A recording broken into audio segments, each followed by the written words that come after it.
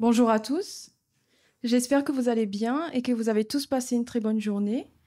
Alors, je vous souhaite à tous une cordiale bienvenue dans la maison de notre Seigneur Jésus-Christ, en espérant que vous puissiez passer une excellente soirée. Juste un petit rappel, à l'arrière, il y a un programme pour les enfants de moins de 11 ans. Et si vous avez des sujets de prière, n'hésitez pas à aller voir les dames derrière, d'écrire votre sujet de prière et déposer dans la petite boîte à l'arrière. Maintenant, je vais laisser la place à Anne-Cécile pour le chant-thème. Bonne soirée et bonne écoute. Bonsoir. Je vous demanderai de vous mettre debout pour le chant-thème.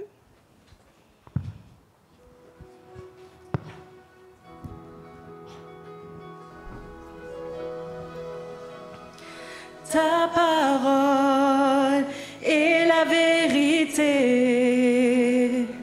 Elle est lumière sur mon sentier. Je peux avancer en sécurité sur les voies que tu as tracées. Fort, amen.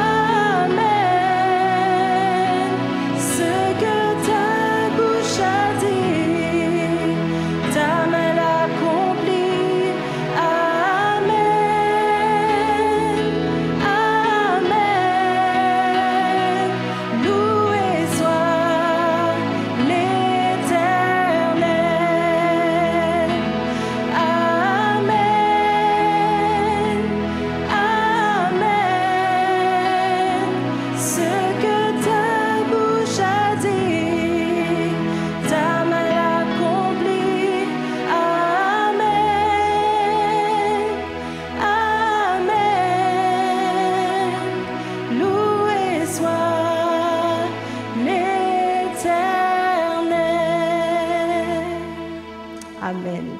Vous pouvez vous asseoir. Je laisse maintenant la place à Myriam pour la suite. Bonsoir. Comment se passe le déroulement de cette plongée? Hier soir, nous avons pu décrypter et analyser les origines de la Bible, ainsi que comment ont été élaborés ces livres. Des hommes reconnus comme les plus grands penseurs de leur époque, même jusqu'à nos jours aujourd'hui, ont reconnu que la Bible est le livre qui n'a pas son pareil, que aucun livre ne peut l'égaler. L'un d'eux a même évoqué que rien ne peut remplacer la Bible. Pour rappel, d'où vient le mot Bible? Au départ, c'était biblos, qui est l'écorce du papyrus, qui s'est transformé en biblon, qui veut dire le papier sur lequel les écritures sont écrites, et biblon au pluriel, puisqu'il y a plusieurs livres, devient biblia. Et biblia devient en français la Bible. La Bible se compose donc de 2 testaments écrits par plusieurs auteurs, avec plusieurs sensibilités pour toucher toutes les personnes qui la lisent. La Bible est inspirée. Ce ne sont pas des mots qui sont dictés par Dieu, ce ne sont pas les mots qui sont inspirés, mais ce sont les hommes qui sont inspirés. Et les hommes écrivent avec leurs propres ressentis et leurs propres émotions. D'ailleurs, avec plus de 5 milliards de ventes, la vente de la Bible surpasse largement le nombre de ventes des autres livres religieux. Aussi, la Bible est un livre ultra préservé. Pourtant, il y a eu des erreurs de copistes, mais avec les millions de témoins du texte biblique, nous remarquons que le message de la Bible est resté préservé d'une manière unique. Nous l'avons retrouvé dans l'histoire du roi Josias, qui envoie son secrétaire dans le temple et retrouve le livre. Il le lit et découvre un trésor qui l'invite à changer. Nous aussi, nous devons dépoussiérer le livre des livres, remettre en lumière ce qui a été oublié et perdu. Bonne écoute. Salut à tous. C'est pas encore bien ça, hein. Je pense que vraiment à la fin, ça sera beaucoup mieux. Ce qui était intéressant avec ce que Myriam nous a dit, c'est que est-ce que vous avez bien commencé votre plongée? Et tout de suite, ça s'est apparu. Qui veut plonger là-dedans? Ça donne pas trop envie, hein? Ce soir, on est déjà à la moitié de la semaine. Le temps passe vite. Mais j'espère quand même que pendant ce temps, vous avez pu prendre, depuis hier soir en tout cas, et aujourd'hui, lire le trésor que nous trouvons dans ce livre qui, comme Myriam l'a rappelé, n'a pas son pareil. Ce soir, nous allons voir la création. Et c'est vrai que le message de la Bible commence très rapidement par ces mots: au commencement, Dieu créa le ciel et la terre. Donc, le message de la Bible commence directement par la création. Et ce soir, nous commençons avec le texte que voici. Dans les derniers jours, il viendra des moqueurs avec leurs moqueries en disant: quand est-ce qu'il va venir celui-là? Car depuis que nos ancêtres sont morts, tout reste pareil depuis le début. Je vous invite à incliner vos têtes ensemble et nous allons prier. Seigneur notre Dieu, oui, toi qui es le seul vrai Dieu, qui nous donne ta révélation, nous te demandons encore humblement ce soir de parler et de te révéler au nom de Jésus-Christ. Amen.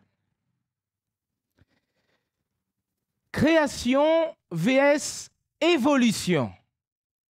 Je vous avais dit lors des derniers soirs que nous allions à un moment arriver à cette question de création et d'évolution. Je pense que cette image illustre assez fidèlement la tension qu'il peut exister, qui peut être présente entre religieux et ceux qui tiennent pour véritables les paroles de ce livre que nous avons vu hier soir, et les scientifiques qui vont regarder la planète, ceux qui les entourent, et dire que mais ceci c'est la preuve d'une création, et les autres mais ceci c'est la preuve d'une évolution. Et c'est à cause de tels débats qu'on va penser qu'il existe réellement une tension entre religion et science, voire même une contradiction. Premièrement, pour le croyant, c'est assez simple. Le croyant, il a la foi. On nous dit dans la Bible, nous les croyants sommes de ceux qui ont la foi. Et simplement, la foi nous est décrit que croire en Dieu, donc la foi, c'est une façon de posséder déjà les biens qu'on espère, c'est être persuadé que les choses qu'on ne voit pas ont vraiment existé ou existent vraiment. Donc cela veut dire simplement que celui qui a la foi n'a pas besoin de preuves. Parce que pour celui qui a la foi, sa foi est une preuve. On peut citer par exemple ce fameux personnage que l'on appelle Saint Thomas, et on va dire que, certains vont dire que moi je suis comme Saint Thomas, je crois ce que je vois. Pourquoi ? Parce que nous connaissons cette histoire que nous retrouvons en Jean 20 au verset 24 à 29, où Jésus est ressuscité. Il apparaît à tous les disciples, sauf Thomas. Alors, quand Thomas est là, les disciples vont lui dire « Mais Thomas, on a vu Jésus, Jésus est ressuscité !» Thomas dit « Non, non, non, non. Pas vrai ça. Pas vrai, pas vrai. Pour que je croie, il faut vraiment que je puisse mettre mon doigt dans ses blessures. Et là, je vais croire. » Et quand Jésus va apparaître à Thomas, Jésus va lui dire, viens, touche, regarde. Mais Jésus va bien lui dire, après que Thomas dise à Jésus, mon Seigneur et mon Dieu, Jésus va lui dire, tu as cru parce que tu as vu. Mais heureux ceux qui ont cru sans avoir vu. Il y a aussi le texte de l'apôtre Paul, nous avons vu Paul dans la semaine, qui nous dit, nous marchons par la foi et non par la vue. Mais on pourrait quand même se poser la question. Est-ce que cela n'est-il pas un peu fou de dire que nous ne marchons pas par la vue, mais par la foi? Est-ce que ce n'est pas un petit peu fou tout ça? On continue un peu notre étude là-dessus et nous verrons que cela n'est pas si insensé. Pour l'incroyant, nous l'avons vu hier, l'incroyant qui, à un moment, au regard de la Bible, et quand la Bible a été mise sur le côté, qu'est-ce qui a été mis comme Dieu? Qu'est-ce qui a été déifié? La raison. Donc, l'incroyant, c'est celui qui va s'appuyer sur la raison, en tout cas c'est ce qu'il dit, la raison et rien que la raison. Ce qui est assez intéressant, c'est que quand l'incroyant dit cela, ça voudrait faire comme si que finalement, nous, les croyants, n'utilisons jamais la raison. Nous sommes insensés, nous ne savons pas raisonner. Or, la Bible elle-même, Proverbe 3, versets 21 à 22, nous dit « Mon enfant, sois toujours attaché à l'intelligence, à la réflexion. Ne les quitte jamais, elles te permettront d'avoir une vie belle. » Mais la différence, parce que la Bible nous invite à raisonner, nous invite à utiliser notre intelligence. Mais la différence, c'est que on nous dit que la crainte de Dieu est le commencement de la sagesse. Tous ceux qui l'observent ont une raison saine. Voilà la différence. On ne peut pas aller dans la raison sans commencer par le début de la raison, à savoir respecter Dieu. Quand on parle de création ou d'évolution, ce qu'on évoque bien généralement, c'est l'histoire des origines. Quand le scientifique, l'athée, voire même parfois le croyant, je mets des guillemets, le croyant, mais qui ne croit pas en une création qui est décrite dans la Bible, va parler de l'histoire des origines, on va mentionner le Big Bang. Qu'est-ce que le Big Bang? En français, c'est le grand boom. Ça sonne un peu moins spectaculaire. Mais sachez que ce Big Bang, en fait, ce n'est pas une explosion.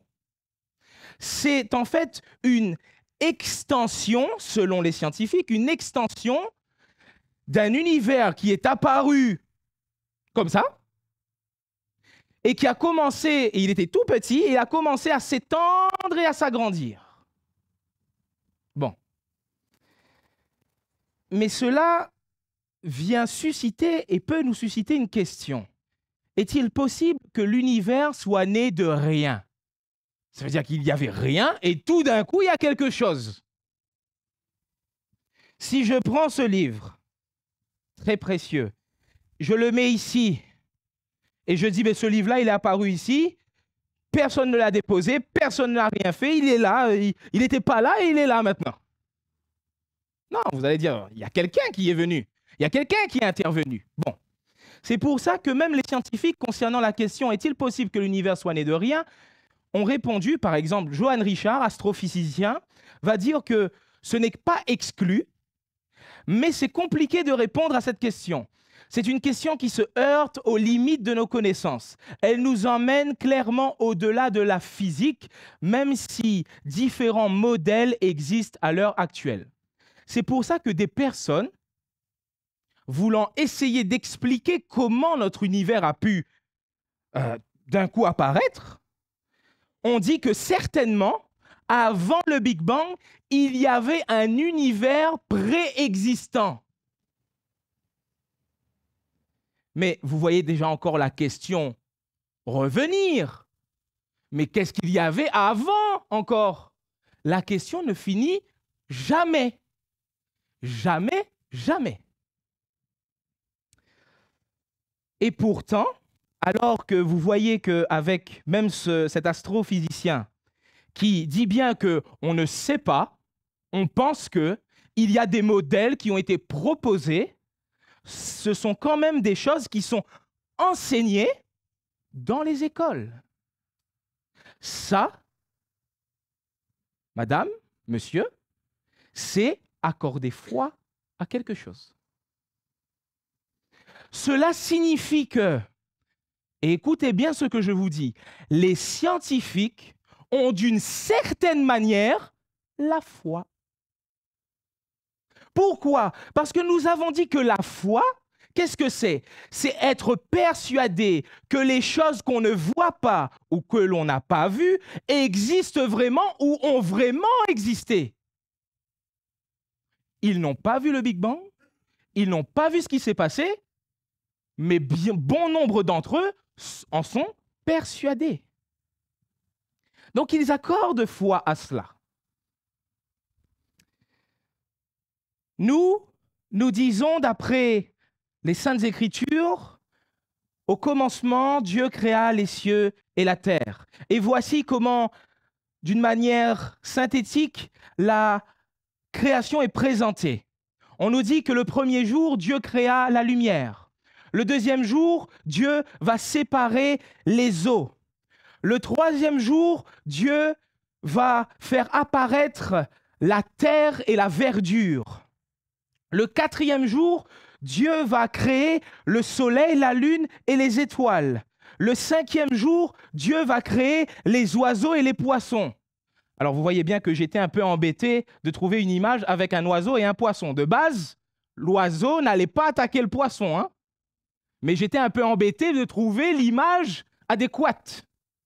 Très bien.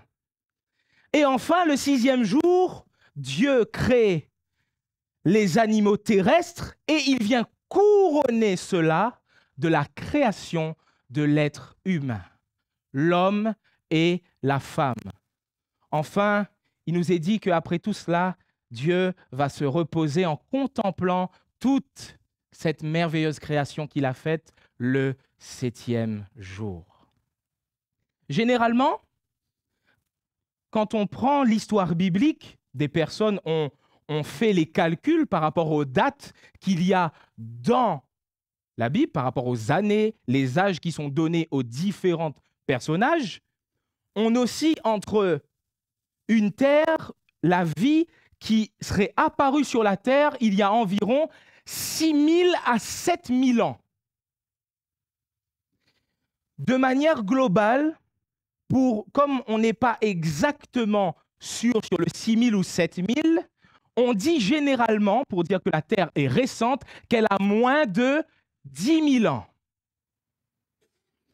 Mais souvenez-vous, ça c'était pendant le premier soir, on avait abordé concernant est-ce que le monde a besoin d'être sauvé et pourquoi. Nous avons abordé des citations, on nous parlait de milliards et millions d'années. Et c'est justement ce que présentent bon nombre de scientifiques. Le Muséum national d'histoire naturelle nous dit qu'à ce jour, les plus anciennes traces de vie sur Terre remonteraient à 3,8 milliards d'années. Ou encore, Futura Science nous dit « La vie sur Terre apparaît voici plus de 3,5 milliards d'années ». On voyait un petit écart de quelques millions, 3,8, 3,5, mais c'est loin des 10 000 que la Bible nous propose. Alors, qui croire? La Bible? La science? Qui a raison? Et est-ce que cela a de l'importance surtout? Est-ce que si je crois en l'évolution, est-ce que cela ne change pas ma vie? Est-ce que cela n'a pas de répercussions? Ou est-ce que cela est important de croire en la création? Pour comprendre cela, nous devons comprendre que la création et le déluge sont intimement liés. Est-ce que quelqu'un a déjà vu ce film? En tout cas, pour ceux qui n'ont jamais vu ce film. Et si vous voulez aller le voir, prenez tout d'abord votre Bible, lisez tout d'abord l'histoire qui est racontée dans ce livre, puis regardez ce film et après jouez au jeu des 10 millions de différences. Parce que ce film est très clairement loin de ce que la Bible dit. Très bien. Mais nous devons comprendre que la création et le déluge sont intimement liés. Pourquoi? La parole de Dieu nous dit, le ciel et la terre ont été créés. La création, voici très longtemps. Par sa parole, Dieu a fait sortir la terre de l'eau et il l'a formée avec de l'eau. La création. C'est également avec l'eau de la grande inondation que le monde d'autrefois a été détruit. Le déluge. Ici, on nous dit que la création et le déluge sont intimement liés. C'est pourquoi, quand on croit en la création, on croit au déluge. Quand on croit au déluge, on croit à la création. Quand on ne croit pas au déluge, on ne croit pas à la création. Quand on ne croit pas à la création, on ne croit pas au déluge. Les deux sont intimement liés. L'histoire nous est racontée dans le texte de Genèse 6 à Genèse 8. Vous connaissez l'histoire avec Noé, sa famille, qui construisent l'arche. Et voici ce qu'il nous est dit concernant le fameux déluge. On nous dit que toutes les sources de l'océan immense situées sous la terre jaillissent. Et les fenêtres du ciel s'ouvrent toutes grandes. La pluie tombe sur la terre pendant 40 jours et 40 nuits. Souvenez-vous les dernières intempéries qu'il y a eu. C'était assez fort et ça n'a pas duré 40 jours et 40 nuits. Imaginez-vous maintenant, à cette époque, 40 jours et 40 nuits. Et on nous dit que même l'eau sortait du sol. Très bien. On nous dit que sur la terre, la grande inondation dure 40 jours. L'eau monte, elle soulève le bateau et celui-ci se tient sur l'eau au-dessus de la terre. L'eau monte de plus en plus et le bateau flotte sur l'eau. L'eau continue à monter au-dessus de la terre et elle couvre toutes les montagnes qui sont sous le ciel. L'eau monte de 7 mètres au-dessus des montagnes et elle les couvre. Imaginez-vous, l'eau monte déjà au plus haut des plus hauts sommets, mais elle les couvre de 7 mètres. C'est pas du n'importe quoi. Alors, en face de cela, on pourrait se poser la question, ayant la foi, ayant la conviction que cela s'est passé, mais on pourrait quand même se poser la question, est-ce qu'une telle catastrophe mondiale se serait-elle déroulée sans laisser aucune trace? Est-ce que ce déluge mondial, interplanétaire, qui a détruit partout, n'aurait laissé aucune trace? Est-ce que vous connaissez ce paysage? Cela vous dit quoi? Qu'est-ce que c'est? Le Grand Canyon. Très bien. Généralement, ce qui est vraiment, ce qui est merveille avec cette image du Grand Canyon, avec le Grand Canyon, c'est que vous pouvez remarquer qu'il y a différentes couches de pierres. Ici, on en a une. Ici, on en a une. Ici, on en a une. Il y a différentes couches et séparations entre les différents blocs qui forment le Grand Canyon. Voici justement un schéma qui montre cela. Ne nous embrouillons pas avec les mots que les scientifiques ont voulu donner à chaque bloc, mais comprenons que les scientifiques expliquent le Grand Canyon en disant que voici ce qui s'est passé. Il y a des milliards et des millions d'années, il y avait une accumulation de roches qui ont été amenées par une grosse vague, un grand océan, qui a posé une première couche que voici. Ils disent qu'il y a des millions d'années qui se sont passées, puis le même scénario. Une autre vague est venue et a posé la deuxième couche. Et ainsi de suite, des millions et des millions et des millions d'années. Le problème, c'est que, imaginez-vous, quand nous avons une surface plane qui reste comme cela, et il y a des années qui passent, qu'est-ce qui se passe? Il va y avoir des choses qui vont pousser, des plantes qui vont pousser, il va y avoir de la vie, des animaux qui vont venir et qui vont mourir, mais surtout, il va y avoir de l'érosion. Et l'érosion va faire que normalement, une partie de la matière qui forme la couche rocheuse va disparaître tout simplement. Sauf que le problème, c'est que ici, nous voyons que les couches sont superposées les unes sur les autres d'une manière plate, sans aucune trace d'érosion. S'il y avait une trace d'érosion, cela serait en dents de scie. Mais sauf que quand nous regardons le Grand Canyon, nous voyons très bien, regardez la ligne qui se forme, que la ligne est complètement droite. Mais vraiment complètement droite. Cela n'est pas en faveur d'un océan qui serait venu déposer des roches qu'on appelle sédimentaires et qui, après des millions d'années, aurait reproduit le même schéma. Cela est en faveur du déluge biblique.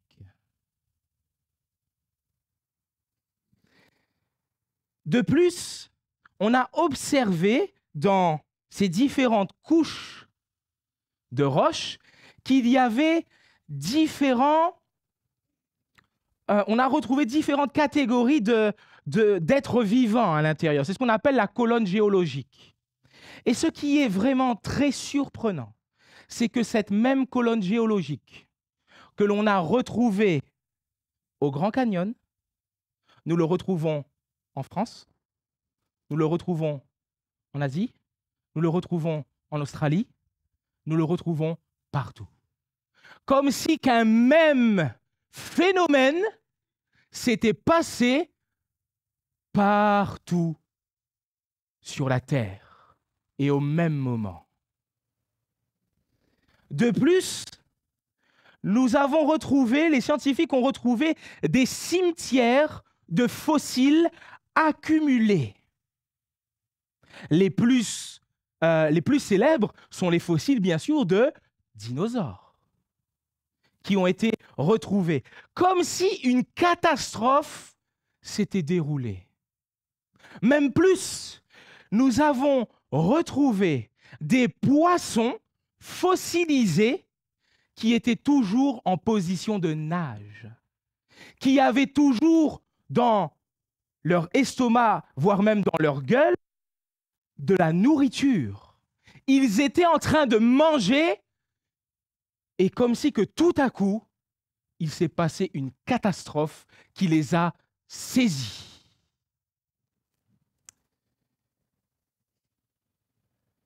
Oui, quand nous réfléchissons à ça, bien sûr que les scientifiques ont entendu cela venant des personnes qui croient dans la véracité de la Bible. Et ils ont essayé de trouver des solutions.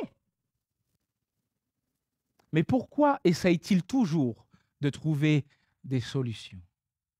Alors, selon le monde, voici l'évolution comme on le présente. Généralement, c'est ça. Vrai ou pas? Oui, c'est ça qu'on présente. On vient d'un primate qui a de plus en plus évolué. Et voilà, il est devenu l'homme civilisé, bien, qui est ici en 2024, bien évolué, bien civilisé. Mais l'évolution selon la Bible, c'est clairement différent. L'évolution selon la Bible, c'est plutôt cela. C'est-à-dire que nous sommes passés d'un monde parfait, d'un monde idéal, et de plus en plus, l'homme s'est dégradé. C'est pourquoi, selon la Bible, ce n'est pas une évolution, mais c'est plutôt une dévolution, voire même une dégradation. Pourquoi? Et cela se voit encore une fois dans ce que nous avons retrouvé de la construction humaine. Ce qui a toujours jeté un mystère pour l'homme, ce sont les pyramides. On s'est demandé, mais comment des hommes, à l'époque, sans la technologie que nous avons maintenant, ont-ils fait pour construire ce genre d'édifice? Comment ont-ils fait? Bien sûr que on a essayé de le reproduire et parfois quand on voit l'état de nos routes, parfois quand nous voyons comment en quelques années nos édifices qui sont construits par les meilleurs ingénieurs avec les meilleures technologies, en combien de temps cela tient? On peut vraiment se poser la question, est-ce qu'on a vraiment évolué? Autre chose des plus marquantes concerne l'Empire akkadien. Souvenez-vous, dans la semaine, nous avons vu la Mésopotamie. Nous avons vu la Babylonie. Et justement, l'Empire akkadien se trouve en Mésopotamie. Voici ce qu'il nous est dit concernant cet empire. Bien que l'on suppose souvent que les civilisations antérieures étaient nécessairement plus primitives ou ignorantes que les civilisations beaucoup plus récentes, les chercheurs travaillant sur les textes akkadiens ont découvert des exemples frappants des impressionnantes réalisations intellectuelles, scientifiques et culturelles des civilisations qui ont prospéré dans l'ancien Proche-Orient, bien avant les civilisations de la Grèce classique et de la Rome. Et c'est vrai que bien souvent, on pense que les civilisations qui étaient avant nous étaient moins intelligentes, étaient plus bêtes. On avait parlé de cela, vous vous souvenez, quand j'avais fait mention du Moyen-Âge. Quand on disait « Oh, le Moyen-Âge, oh là là, c'était des gens qui étaient sales, c'était des gens qui étaient bêtes, c'était des gens qui ne savaient pas. » Et après, les gens qui sont venus après le Moyen-Âge ont appelé l'époque la Renaissance. Et là, on s'est dit « Ah, là, c'est la Renaissance. Là, oui, pas le Moyen-Âge, non, ça c'est vilain. Mais la Renaissance. » Or, il est tout autre. Il est complètement tout autre. Nous ne sommes pas passés par une évolution, mais par une dégradation. Par exemple, dans l'Empire akkadien, nous avons retrouvé 7 tablettes. On nous dit qu'en mathématiques, par exemple, dans une tablette d'argile du 18e au 17e siècle avant notre ère, connu sous le nom de Plympton 322, il est prouvé que plus d'un millénaire avant que Pythagore ne propose son célèbre théorème, les mathématiciens babyloniens avaient déjà compris que le carré de la longueur de l'hypoténuse d'un triangle rectangle est égal à la somme des carrés des longueurs de chacun des côtés restants. Ça veut dire que ce fameux Pythagore que l'on apprend à l'école, le théorème de Pythagore, arrêtez de dire ça, allez devant le prof pour ceux qui sont toujours en cours et dites que c'est le théorème des Akkadiens. Parce que les Akkadiens connaissaient le théorème de Pythagore avant Pythagore. Autre découverte. Ils ont découvert des produits pharmaceutiques efficaces, notamment l'utilisation du cannabis. Je fais tout de suite une parenthèse. Je n'ai pas dit d'utiliser du cannabis, hein. Mais on voit que, simplement, que des civilisations que nous considérons parfois comme non savantes savaient utiliser ce qu'il y avait autour d'eux. Très bien. On est sûr, hein? Ne faites pas dire ce que je n'ai pas dit, hein? Bon. Comme antidépresseur et surtout l'utilisation d'analgésiques, anti-inflammatoires issus de plantes riches en salicylate, l'antécédent chimique de l'acide. Vous lirez le nom de l'acide, autrement connu sous le nom d'aspirine. Ils connaissaient cela à l'époque, et même plus fort que ça.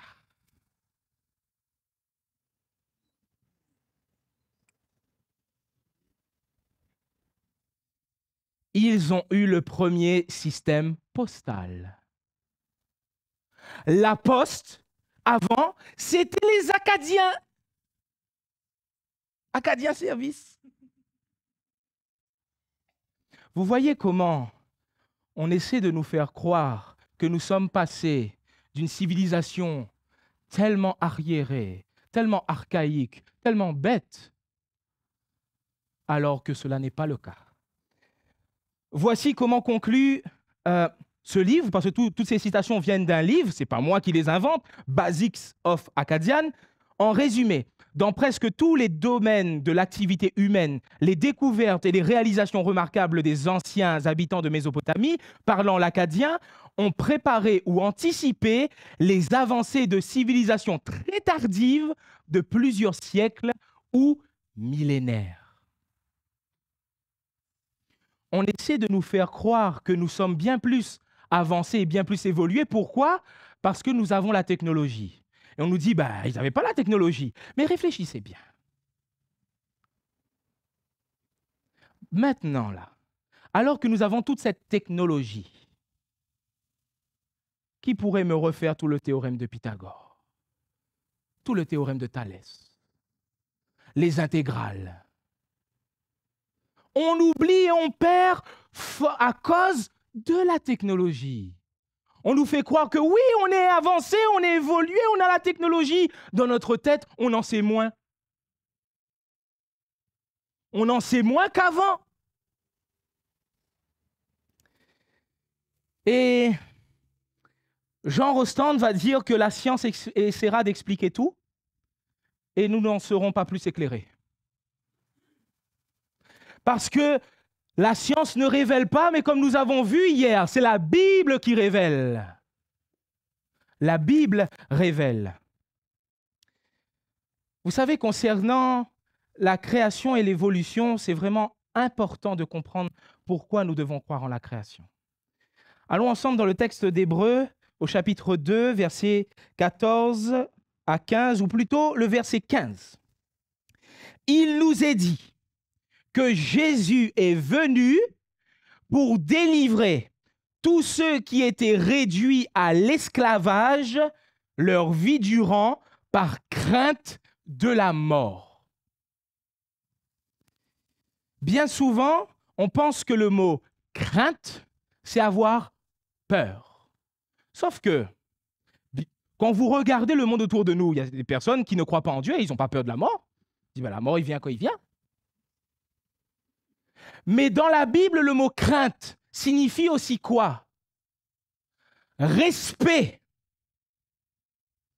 Le texte est en train de dire que Jésus est venu délivrer les hommes qui, pendant toute leur vie, ont eu le respect de la mort. Pourquoi?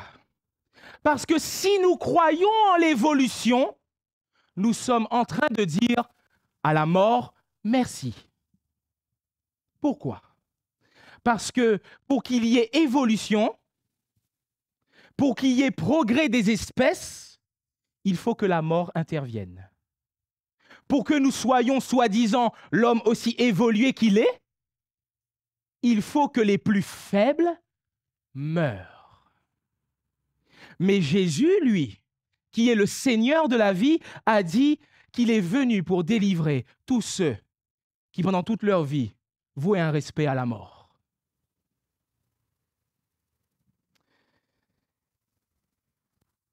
on se pose encore la question, pourquoi, mais vraiment pourquoi les gens s'acharnent à ne pas croire à la création et au déluge? Le texte de 2 Pierre 3, versets 3 à 7 nous dit, et nous l'avons lu au début, « Dans les derniers jours, il viendra des moqueurs avec leur raillerie en disant, « Quand est-ce qu'il va venir celui-là ? Car depuis que nos ancêtres sont morts, tout reste pareil dès le début. » Effectivement, ils ignorent volontairement que Dieu a créé le ciel avec sa parole et que le monde d'avant a été détruit en étant submergé par l'eau, tandis que maintenant, par la même parole, le ciel et la terre de notre monde sont gardés et réservés pour le feu, pour le jour du jugement et de la chute des hommes mauvais. Les gens ne veulent pas croire en la création. Le texte biblique nous dit qu'ils ne veulent pas y croire. Parce que quand on croit en la création et quand on croit au déluge, on comprend qu'il y aura un jugement. On comprend que, encore une fois, et je le répéterai encore lors de cette semaine, nous devons nous remettre en question. Et il y a l'idée de changement derrière cela. Et comme les gens ne veulent pas changer, comme les gens ne veulent pas entendre parler du jugement, on met la création et le déluge à la poubelle. Même si les évidences sont là, on trouvera toujours une justification pour dire que le déluge et la création, ça n'a jamais existé. Jésus, concernant son retour, va ajouter ceci. Le jour où le Fils de l'homme viendra, à savoir Jésus lui-même, il se passera la même chose qu'au temps de Noé. Les gens mangeaient, buvaient, ils se mariaient ou donnaient leur fille en mariage. Puis Noé est entré dans le bateau et il y a eu une grande inondation. Ou bien il se passera la même chose qu'au temps de Lot. Les gens mangeaient et buvaient, achetaient et vendaient, plantaient et construisaient, mais le jour où Lot a quitté Sodome, Dieu a fait tomber du ciel une pluie de feu et de poussière brûlante. Le jour où le Fils de l'homme apparaîtra, il se passera la même chose. Comme dans les jours de Noé, parce qu'on peut se dire, mais qu'est-ce qu'il y a de mal à manger, boire, se marier, donner ses filles en mariage, acheter, vendre, planter, construire? C'est quoi le problème? Le problème est que au jour de Noé, les hommes faisaient cela, mais sans se soucier qu'il y avait quelque chose qui allait se passer. Ils faisaient leur vie, mais sans comprendre qu'une grande catastrophe allait se passer. Pourtant, Noé leur disait, quelque chose va se passer. Mais ils continuaient leur vie. Ils continuaient leur vie. Et la parole de Dieu nous dit à nous aussi de faire attention, de peur que nos cœurs se laissent avoir par les excès en tout genre, du manger et du boire, par les soucis de la vie, et que ce jour ne survienne comme à l'improviste.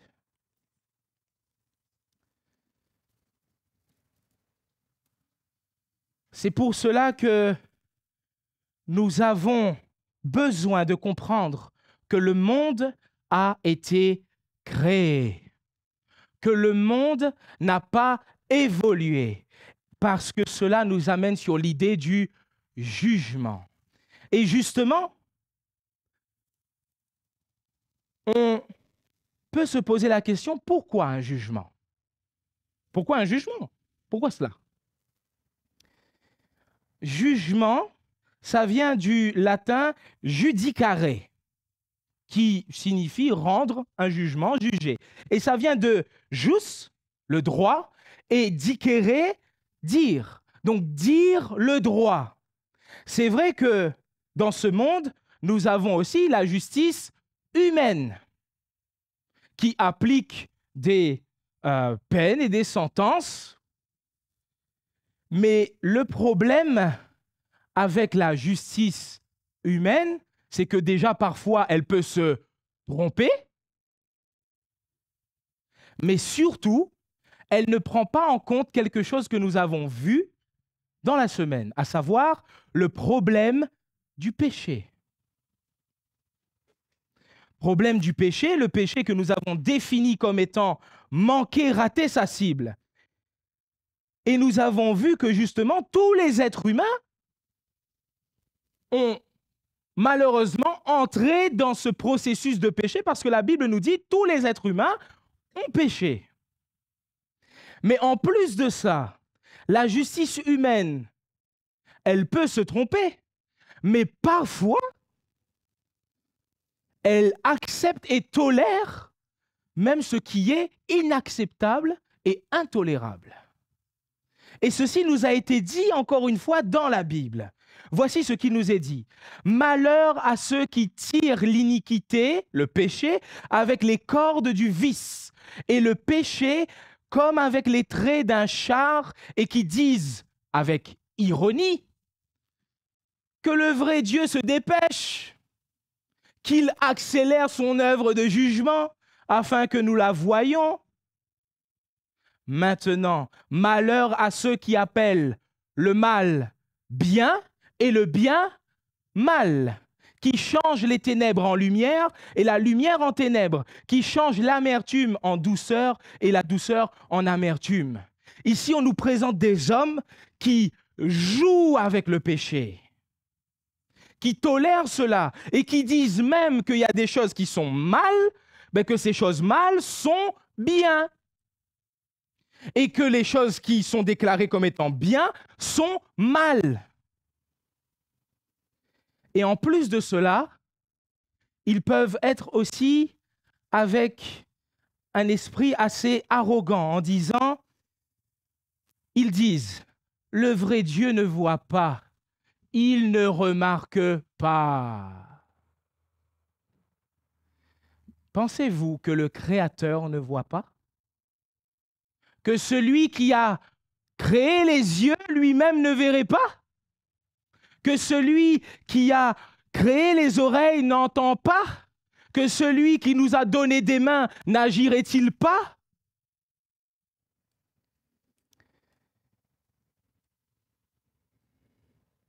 Oui, la Bible nous dit, toi qui as ta vie devant toi, profites-en bien. Sois heureux. Pendant ce temps-là, fais tout ce que tu désires, tout ce qui te plaît, mais tu dois le savoir. Dieu jugera tout ce que tu as fait. Il nous est dit encore en effet, Dieu jugera tout ce que nous avons fait, même nos actions cachées, bonnes ou mauvaises. Parce qu'il y a des personnes qui commettent des choses vraiment horribles, et que cela reste caché. Et ils pensent que personne ne découvrira le vol qu'ils ont commis. Personne ne découvrira l'agression en tout genre qu'ils ont commis. Mais sachez que nous qui croyons en un Créateur, que nous qui croyons au déluge et au jugement, disons que le Seigneur voit tout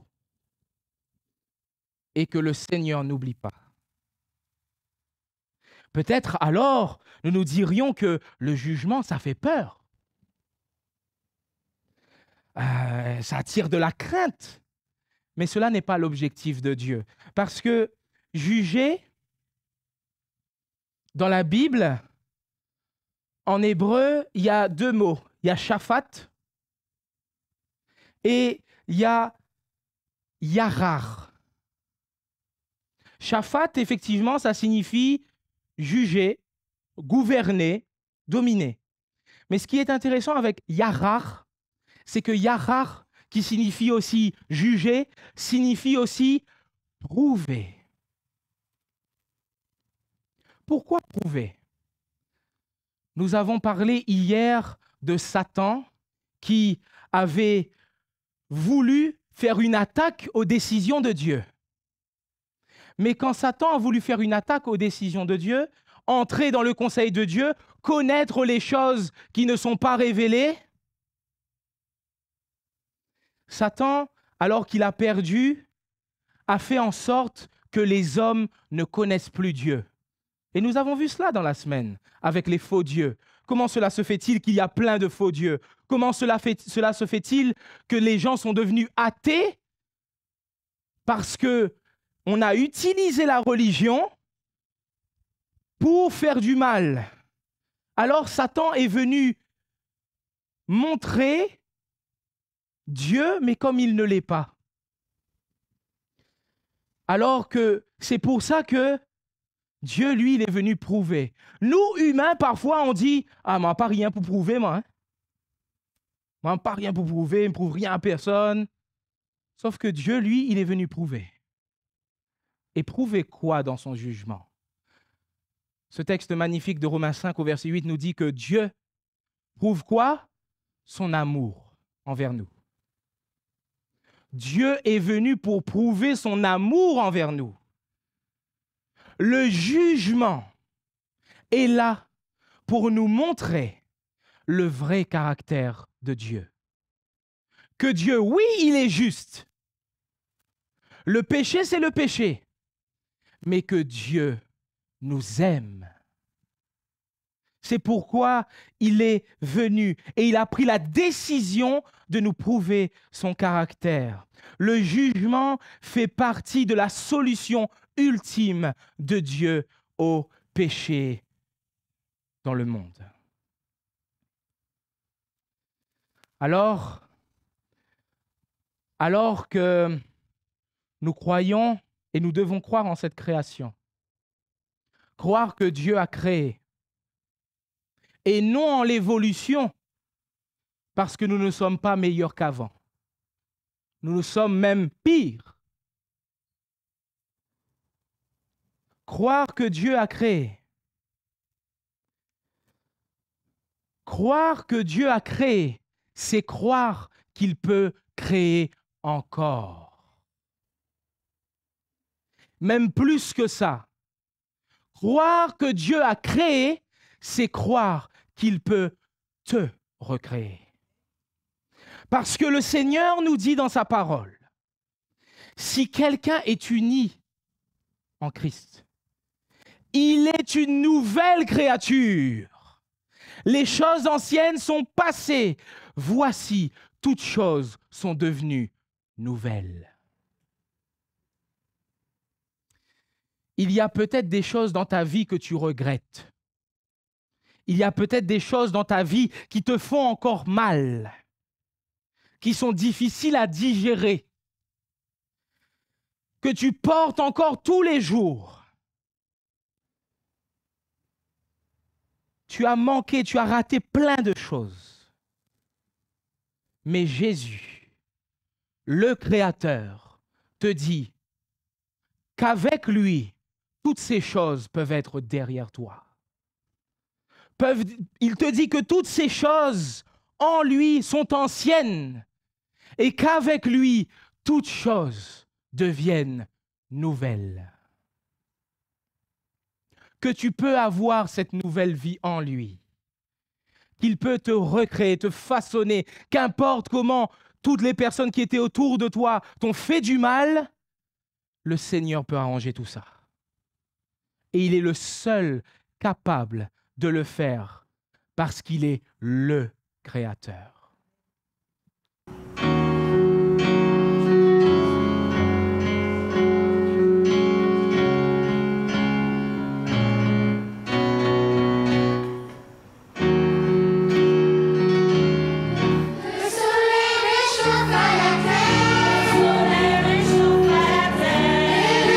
Surgit de la mer.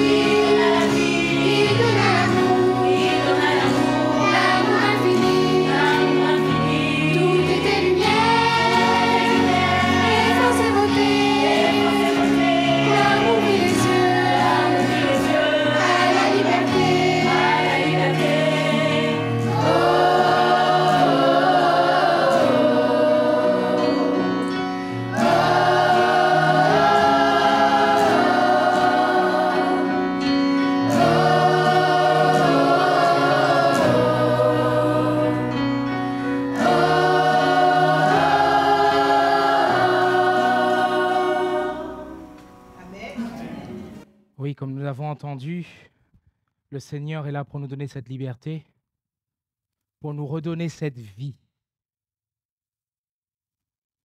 Si ce soir, quelqu'un sent ce besoin d'être recréé parce qu'il ne se sent pas bien créé à cause de ce péché qui est entré dans notre monde, alors tu peux te lever et je vais prier avec toi. Si tu sens vraiment ce besoin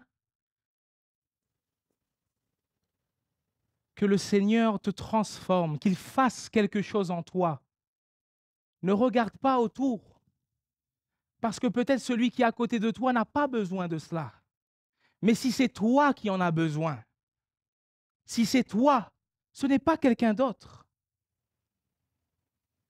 alors fais cet effort et lève-toi. Dis Seigneur, j'ai besoin que tu recrées ma vie. Parce que je suis passé par des moments difficiles. Mais aujourd'hui, je n'en peux plus. Aujourd'hui, je veux une vie nouvelle. Prions ensemble le Seigneur. Notre Dieu, toi le Créateur, les hommes pourront dire tout ce qu'ils veulent. Nous savons que tu nous as créés. Mais nous savons aussi que nous sommes tombés, que nous avons raté cette cible. Mais en ce soir, tu veux nous dire encore que je peux te recréer. Alors, s'il te plaît, Seigneur, vois encore une fois les cœurs de ceux qui ont besoin d'être façonnés, les cœurs qui sont battus, les cœurs qui sont déchiquetés.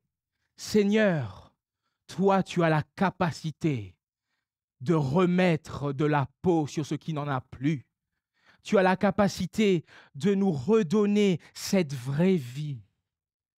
Et que, Seigneur, ce soir, quand nous sortons de ton temple, tu puisses nous faire et nous donner cette nouvelle vie.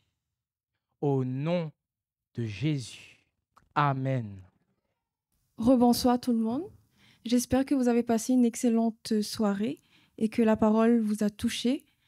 Demain soir, nous verrons que Dieu a annoncé des choses avant même qu'elles arrivent. Pourquoi la prophétie ? C'est le sujet que nous vous proposerons demain, toujours à 18h30, au même endroit. Bonne soirée à tous.